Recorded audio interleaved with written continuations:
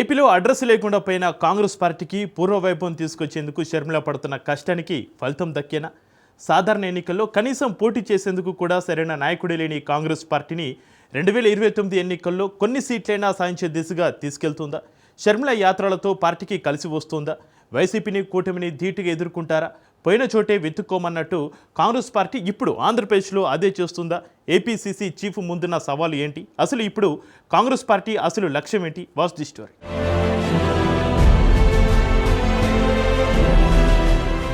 APCC అధ్యక్షురాలు YS Sharmila రాజకీయ భవిష్యత్తు, ఆమె విజయ అవకాశాలు క్లిష్టంగా ఉన్నాయి. కాంగ్రెస్ పార్టీని బలోపేతం చేయడానికి ఆమె తీవ్రంగా కృషి చేస్తున్నప్పటికీ ఏపీలో కాంగ్రెస్ పట్టు కోల్పోవడం మరియు సొంత అన్న జగన్ పై పోరాటం ఆమెకు ప్రధాన సవాళ్లు.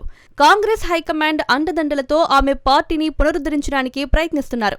అయితే ఈ ప్రయత్నం ఎంతవరకు సఫలమవుతుందనేది ఇప్పుడు ఏపీ రాజకీయాల్లో చర్చనీయాంశంగా మారింది. ఏపీలో కాంగ్రెస్ బలహీనంగా ఉండటం, వైఎస్ఆర్ కాంగ్రెస్ పార్టీ టీడీపీ కూటమి బలంగా ఉండడంతో ఆమెకు సవాలుగా మారింది.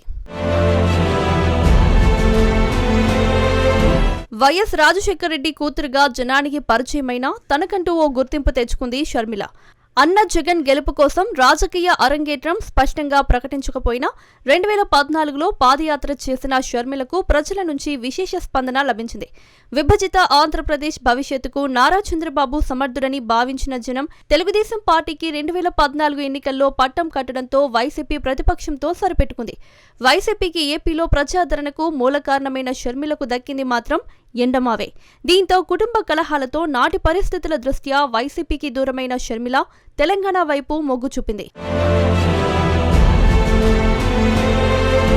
2023 ఎన్నికలకు ముందు వైఎస్ఆర్ తెలంగాణ పార్టీని ప్రకటించిన షర్మిల నిరుద్యోగ దీక్షలతో తెలంగాణ యువతను తన వైపు తిప్పుకునేందుకు పాదయాత్ర చేపట్టింది.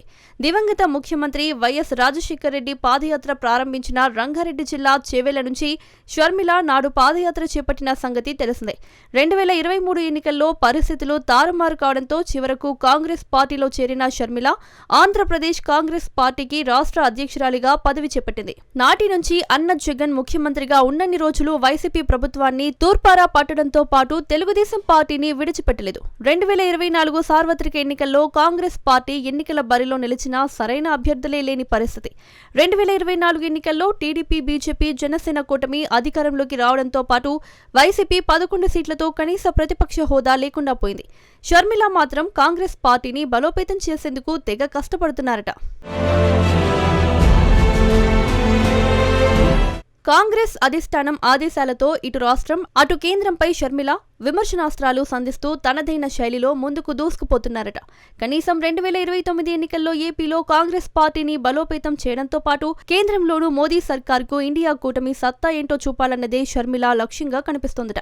గతంలో కూటమి అధికారంలోకి వచ్చాక విశాఖ ఉక్కు ప్రైవేటీకరణపై ఉత్తరాంధ్ర పర్యటనలో భాగంగా స్టీల్ పరిరక్షణ కమిటీకి సంఘీభావం ప్రకటించి కేంద్రం వెనక్కి తగ్గకపోతే నిరాహార దీక్ష చేస్తానంటూ ప్రకటించి యావత్ ప్రజల మన్ననలు పొందిన షర్మిల తాజాగా కేంద్ర ప్రభుత్వ వైఖరిని ప్రశ్నిస్తూ ఏపీలో యాత్రలు చేస్తుంది. ప్రస్తుతం రాష్ట్రంలో ఉపాధి హామీ పరిరక్షణ యాత్ర చేపట్టిన పీసీసీ, అలాగే ప్రతిపక్షం వైఎస్ఆర్సీపీపై షర్మిల చేస్తున్న విమర్శలు క్షేత్రస్థాయిలో ప్రజల నుండి ఎలాంటి ఆదరణ పొందుతాయనేది చూడాలి.